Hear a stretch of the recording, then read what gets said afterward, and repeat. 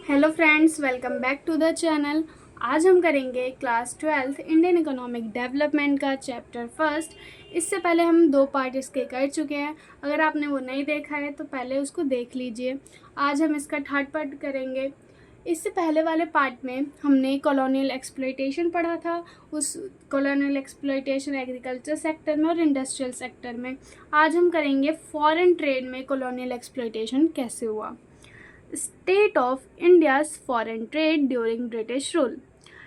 Exporter of primary products and importer of finished goods. ये बात तो हमने डी इंडस्ट्रियलाइजेशन में भी पढ़ी थी कि इंडिया जो है वो एक्सपोर्टर बन गया था प्राइमरी प्रोडक्ट्स का। प्राइमरी प्रोडक्ट्स यानी कि raw material and importer of finished goods. हमारे देश से इंडिया से रॉ मटेरियल सप्लाई होता था ब्रिटेन में और ब्रिटेन से फिनिश्ड गुड बनकर हमारे देश में आता था। Monopoly control of British rule. India के ट्रेड पे ब्रिटिश ने मोनोपोली कंट्रोल कर लिया था। वो यहाँ की सारी रिस्ट्रिक्शन वगैरह लगाता था। More than 50% of India's foreign trade was restricted to Britain. Britain ने रिस्ट्रिक्ट कर दिया था कि 50% जो है इंडिया का ट्रेड वो ब्रिटेन से ही होना चाहिए।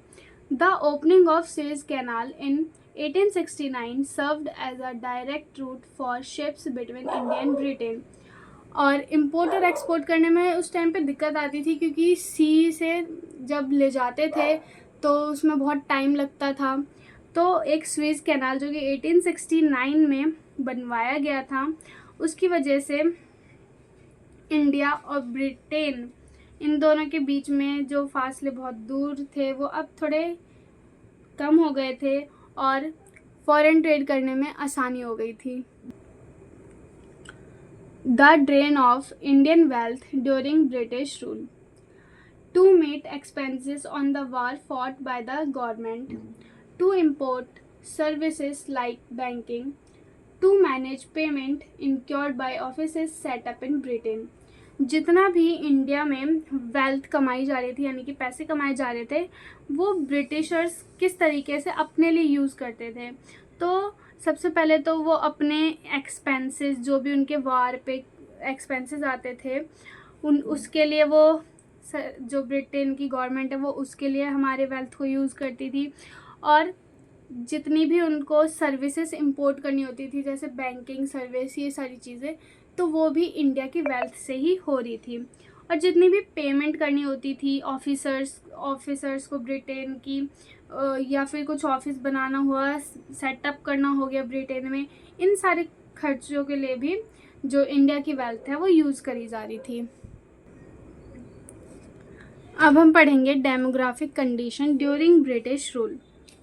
ब्रिटिश रूल के टाइम पे जो हमारी डेमोग्राफिक कंडीशन है वो बहुत ज़्यादा स्टैग्नेंट और बैकवर्ड थी। स्टैग्नेंट मतलब जिस कंट्री की ग्रोथ ना हो रही हो या बहुत स्लो ग्रोथ हो रही हो, तो उस टाइम पे स्टैग्नेंट और बैकवर्ड इंडियन इकोनॉमी थी। और first official census conducted in 1881 revealed unevenness in India's population growth. 1881 में सबसे पहला ऑफिशियल सेंसस हुआ था जिसमें कि इंडिया की पॉपुलेशन ग्रोथ जो है वो नापी गई थी और वो बहुत अनइवन थी। और 1881 के बाद से हर 10 साल पे ये जो सेंसस है वो करा जाने लगा था। Year 1921 is described as the year of the great divide. 1921 जो ईयर था उसको हम year of the great divide भी कहते हैं। 1921 से पहले फर्स्ट डेमोग्राफिक ट्रांजिशन आया था। डेमोग्राफिक ट्रांजिशन मतलब होता है जब किसी देश की पॉपुलेशन बदल जाती है। उस टाइम पे high birth rate, high death rate था और बहुत ही लिटरेसी रेट जो है वो कम था। ये सारी चीज़ें डेमोग्राफिक ट्रांजिशन होती है। तो 1921 से पहले पहला स्टेज जो है डेमोग्राफिक ट्रांजिशन का वो आ चुका था। और जब 1921 उसके बाद सेकंड स्टेज ऑफ ट्रांजिशन आया था। और 1921 के बाद से अभी तक इंडिया में रिकॉर्ड रहा है कि कंसिस्टेंट राइज हो रहा है पॉपुलेशन में, वो बिल्कुल डिक्लाइन नहीं हो रहा है। उसके बाद से पॉपुलेशन कभी भी घटी नहीं है, हमेशा से ही बढ़ी है 1921 से। इसीलिए हम 1921 को year of the great divide कहते हैं। अब देखेंगे डेमोग्राफिक कंडीशन कैसे थे ब्रिटिश रूल के टाइम पे। High birth rate and death rate. Birth rate होता है जब पर 1000 बच्चों पर एक साल में जितने बच्चे बर्थ रेट लेते हैं, बॉर्न होते हैं, वो बर्थ रेट होता है। यानी कि हर 1000 बच्चे एक साल में, मतलब हर साल 1000 बच्चों में से जितने बच्चे पैदा होते हैं उनको हम बर्थ रेट कहते हैं। और ऐसी डेथ रेट होता है जो एक साल में हर 1000 लोगों में से जितने मर जाते हैं वो डेथ रेट होता है। तो उस टाइम पे हाई बर्थ रेट भी था और डेथ रेट भी था। कम से कम 48 पर 1000 बर्थ रेट थे वहाँ उस टाइम पे, और 40 पर 1000 डेथ रेट था। सेकंड है एक्सट्रीमली लो लिटरेसी रेट। उस टाइम पे लिटरेसी रेट बहुत कम था।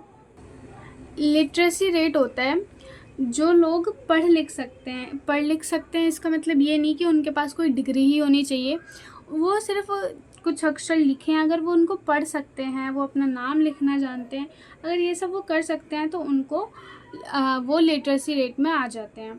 तो उस टाइम पे पूरी ओवरऑल जो लिटरेसी लेवल है वो 16% था, और उस 16% में से फीमेल का लिटरेसी लेवल जो है वो 7% से भी कम था। तो एकदम नेग्लिजिबल ही मान लो, इतना कम लिटरेसी रेट था उस टाइम पे।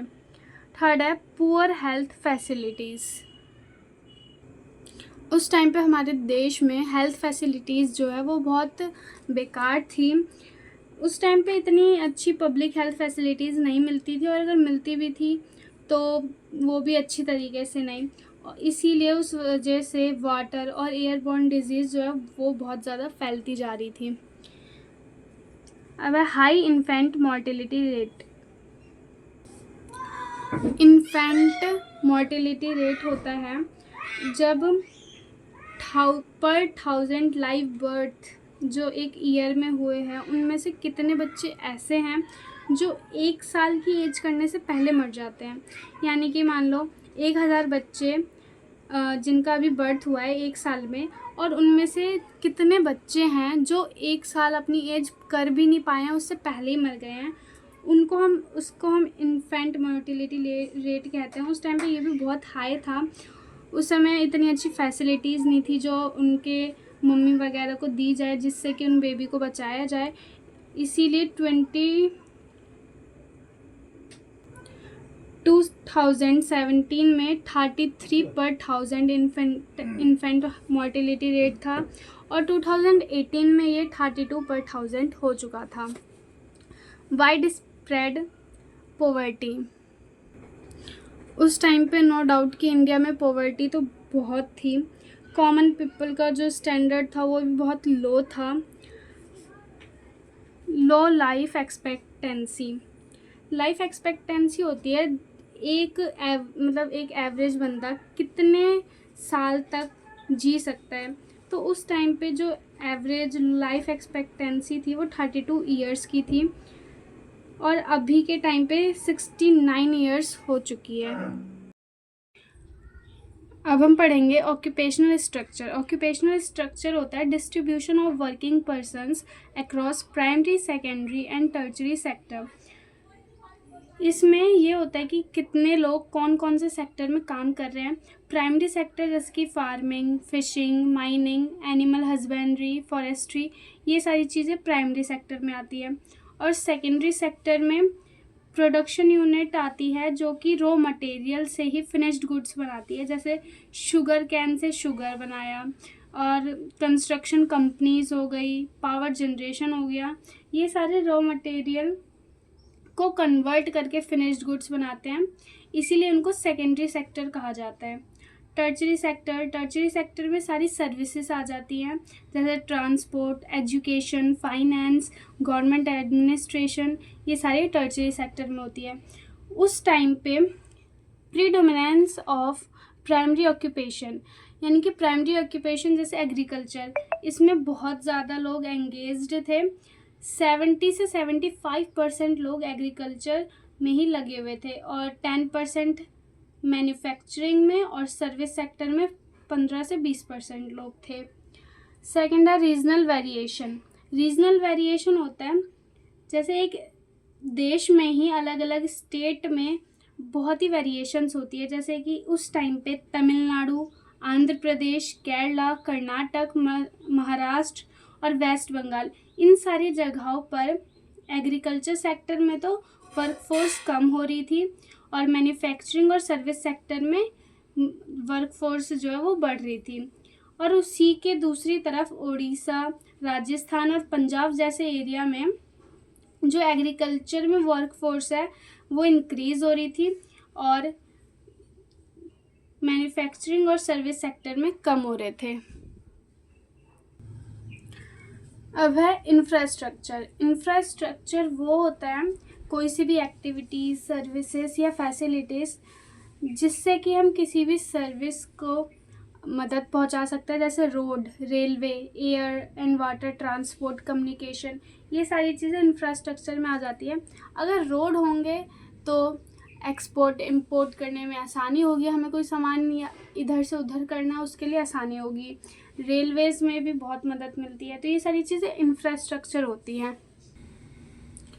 The infrastructural facilities during British rule was very poor. British rule के टाइम पे जो हमारे इंफ्रास्ट्रक्चर थी वो बहुत ही ज़्यादा बेकार थी। उस टाइम पे ना रोड थे, रेलवे थे, लेकिन उसके बाद रोड, रेलवेज, एयर और वाटर ट्रांसपोर्ट, कम्युनिकेशन, ये सारी चीज़ें आई, लेकिन ये सारी चीज़ें ब्रिटिशर्स ने अपने फ़ायदे के लिए करी थी। अब वो जानेंगे किस किस लिए उन्होंने करी थी। तो सबसे पहले रोड जो है वो ब्रिटिशर्स ने इसीलिए बनाए थे ताकि वो आर्मी को मोबिलाइज कर सके, मोबिलाइज मतलब इधर से उधर भेज सके और जो रॉ मटेरियल्स है उनकी शिफ्टिंग कर सके। Railways. The most important contribution of the British rule was to introduce railways in India in 1850। Railway जो है इंडिया में वो 1850 में आया था और ये सबसे बड़ा और सबसे इम्पॉर्टेंट कंट्रीब्यूशन है ब्रिटिश रूल का जो कि इन्होंने इंडिया के लिए किया। और कुछ फ़ायदा दिया हो या ना दिया हो, लेकिन रेलवे आने से इंडिया को भी बहुत फ़ायदे हुए थे। Railways enabled people to undertake long distance travel. It promoted national integration। Railway के आने की वजह से जो बहुत ही ज़्यादा लॉन्ग डिस्टेंस ट्रैवल होते थे अब वो आसान हो गए थे। अब लोग जो है वो आसानी से एक जगह से दूसरी जगह जा सकते थे। It enhanced commercialization of Indian agriculture, which adversely affected the comparative self-sufficiency of the village economies in India। इस रेलवे के आने की वजह से जो इंडिया का एग्रीकल्चर है वो कमर्शलाइजेशन हुआ, यानी कि अब जो पहले लोग एग्रीकल्चर कर रहे थे सिर्फ अपने लिए, खुद खाने के लिए, लेकिन अब वो क्या है, वो फूड अब वो भेज भी सकते हैं कहीं पे, उससे वो पैसे भी कमा सकते हैं। ये दूसरा फ़ायदा भी हुआ था इंडिया को रेलवे के आने की वजह। Railways also promoted the foreign trade but it benefited the Britishers more than the Indians. Railway के आने की वजह से जो हमारा फॉरेन ट्रेड है वो भी बहुत ज़्यादा प्रमोट हुआ था, लेकिन इससे सबसे ज़्यादा फ़ायदा जो है वो ब्रिटिशर्स को ही हो रहा था, इंडियन से ज़्यादा।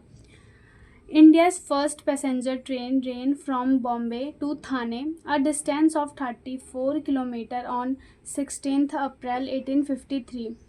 16 अप्रैल 1853 में जो पहली फर्स्ट इंडिया की पैसेंजर ट्रेन है वो चलाई गई थी, जिसने कि 34 किलोमीटर का सफ़र तय किया था बॉम्बे से थाने तक।